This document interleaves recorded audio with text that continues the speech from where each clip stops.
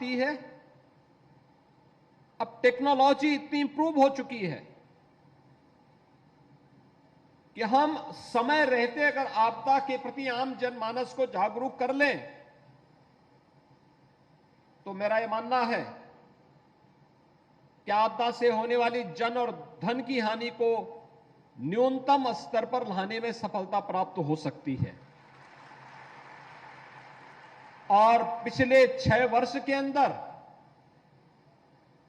प्रधानमंत्री मोदी जी के मार्गदर्शन में, उनके नेतृत्व में देश जब प्रगति के नए नए प्रतिमान स्थापित कर रहा है तो उत्तर प्रदेश ने भी विभिन्न क्षेत्रों में जो प्रगति की है उनमें से आपदा प्रबंधन का एक क्षेत्र यह भी है जहां पर हम लोगों ने आपदा को न्यूनतम करने और आपदा से होने वाली जनधन की हानि को भी न्यूनतम स्तर पर पहुंचाने के लिए जो कदम उठाए हैं, आज उसके परिणाम हम सबके सामने हैं। जैसे हमारे राज्य मंत्री बोल रहे थे, बाढ़ उत्तर प्रदेश के 40 जनपदों में बाढ़ के प्रति अति संवेदनशील और संवेदनशील है। 24 जनपद अति संवेदनशील हैं और 16 जनपद संवेदनशील हैं।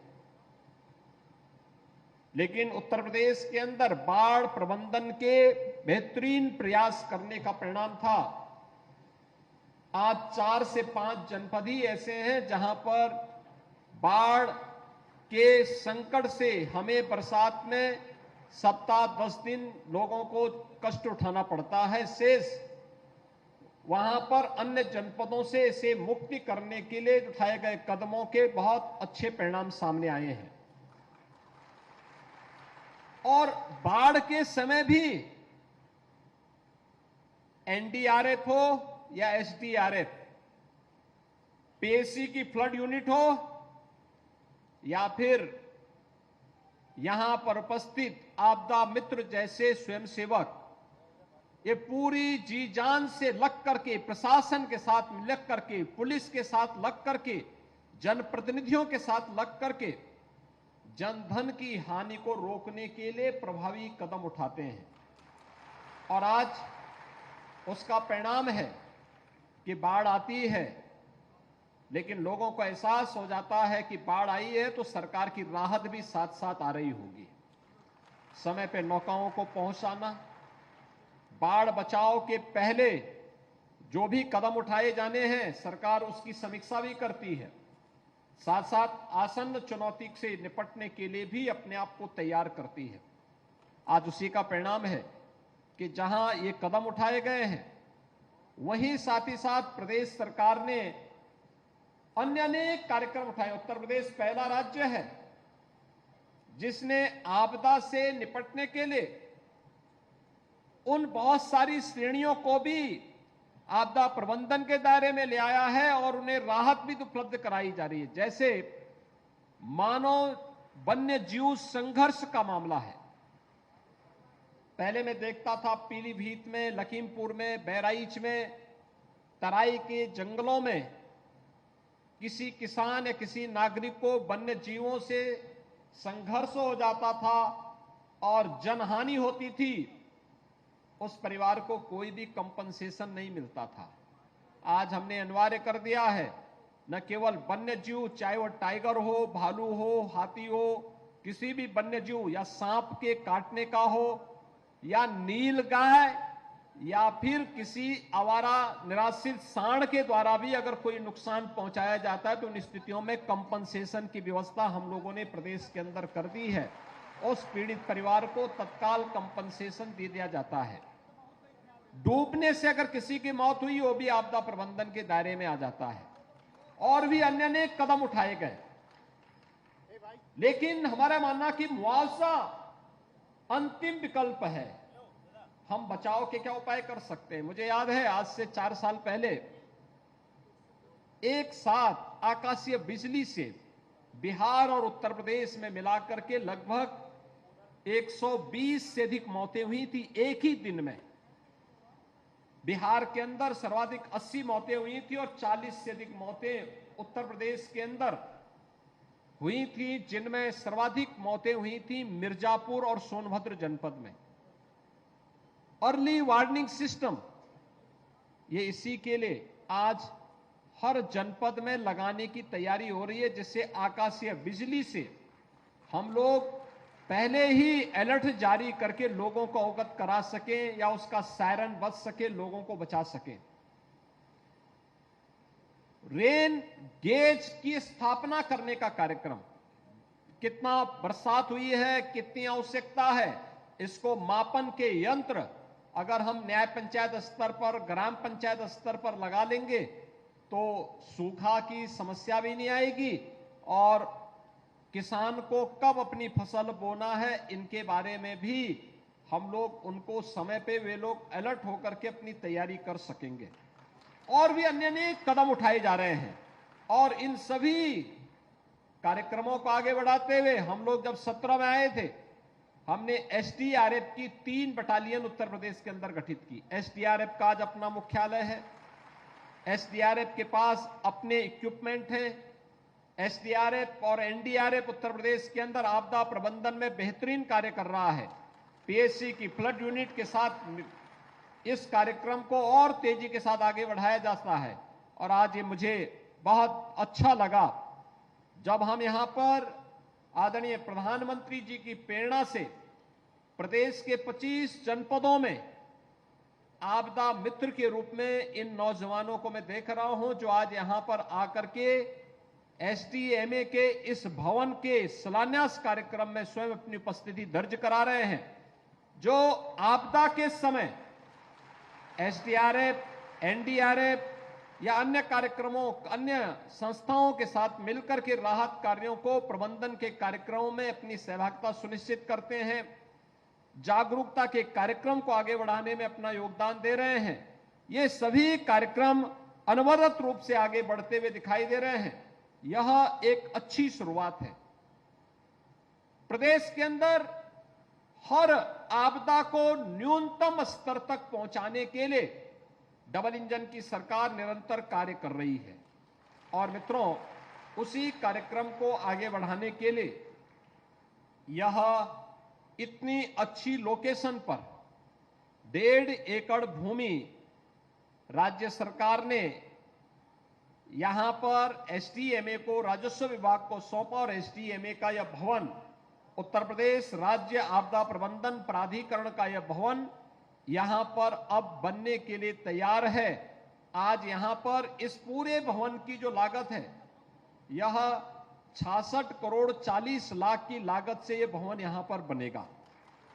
इसमें वे सारे प्रबंध किए जा रहे हैं जो वास्तव में किसी आपदा प्रबंधन से जुड़े हुए संस्थान के साथ दिखने चाहिए। वे सभी यहां व्यवस्थाएं इसके साथ की जा रही हैं और इस भवन का काम होगा कि जहां आपदा मित्रों को वह ट्रेनिंग के कार्यक्रम के साथ जोड़ सकें, अवेयरनेस के कार्यक्रम के साथ बड़े पैमाने पे हर स्कूल को, हर ग्राम पंचायत को, हर वार्ड को जोड़ सकें। वहीं साथ ही साथ यह भवन यह भी कार्य करेगा कि कोऑर्डिनेशन का काम स्थानीय प्रशासन, SDRF, NDRF, PSC flood unit, आपदा मित्र, होमगार्ड के जवान, इन सबको आपस में जोड़ने का काम भी एक बेहतरीन कोऑर्डिनेशन के माध्यम से, इस भवन के माध्यम से आगे बढ़ाने में मदद मिलेगी।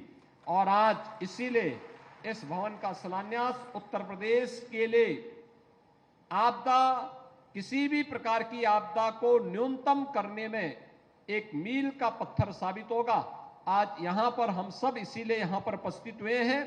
मैं आज के इस अवसर पर, ये लखनऊ में यह भवन स्थापित हो रहा है और लखनऊ में भी सरोजनी नगर विधानसभा क्षेत्र में स्थापित हो रहा है। मैं यहां के लोकल विधायक डॉक्टर राजेश्वर सिंह जी को, लखनऊ वासियों को और प्रदेश वासियों को खास तौर पर मैं बधाई दूंगा कि यहां से पूरे प्रदेश की व्यवस्था का संचालन होगा।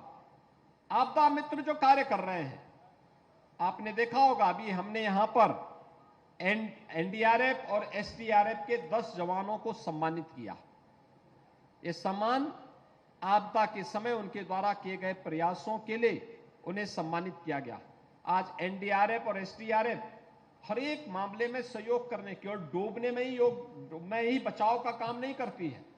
बड़ी बड़ी अग्निकांड की घटनाएं होती हैं, उसमें भी उनके द्वारा, या कहीं कोई भवन गिर गया उसमें भी वह सहयोग करते हैं, कहीं कोई एक्सीडेंट हो गया है, हर प्रकार की आपदा में ये लोग सहयोग करने के लिए तत्पर होते हैं।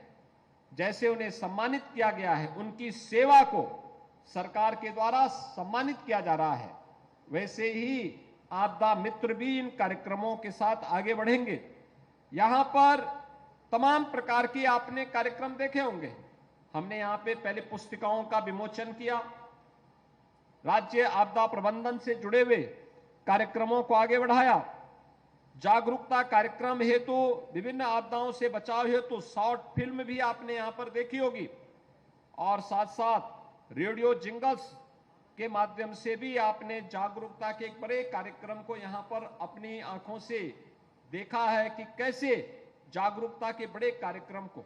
और मैं एसडीएमए से यही कहूंगा, आपदा मित्रों का उपयोग जब आपदा होगी उस समय आपदा प्रबंधन में, जनता की सेवा में, जब आपदा नहीं है सामान्य दिनों में स्कूल, कॉलेज, ग्राम पंचायत, नगर निकायों में जाकर के छोटी छोटी गोष्ठी के माध्यम से हैंडबिल वितरित करते हुए लोगों में अधिक से अधिक जागरूकता पैदा करना। भूकंप आए हमें क्या करना चाहिए, आग अगर किसी दुर्भाग्य से घर में लग गई हमें घर के अंदर जाना चाहिए या बाहर भागना चाहिए, अगर आग लग गई किसी हाई राइज बिल्डिंग में है हमें लिफ्ट का उपयोग करना चाहिए या सीढ़ियों का उपयोग करना चाहिए। ये सभी छोटी छोटी जानकारी अगर लोगों को बता देंगे, या कोई व्यक्ति डूब रहा है उस समय क्या प्रयास होना चाहिए, ये सभी चीजों के बारे में अगर हम लोग पहले से ही जागरूक करके लोगों को बता सकेंगे, अवगत करा सकेंगे, तो बहुत बड़े पैमाने पर आकाशीय बिजली गिरने का खतरा है, आकाश में बिजली चमक रही है, हमारा क्या दायित्व बनता है, पेड़ के नीचे खड़ा नहीं होना है, किसी पानी के तालाब के पास है, पानी के तालाब में वहां से बाहर निकल जाना है, कहीं समूह में नहीं रहना है, लोहे की किसी वस्तु को नहीं छूना है। बहुत सारी सावधानियां हैं जिसको बरत करके हम लोग न केवल स्वयं सुरक्षित हो सकते हैं बल्कि बड़े पैमाने पे जन धन की हानि को रोक सकते हैं। और यह जागरूकता का कार्यक्रम अत्यंत महत्वपूर्ण है।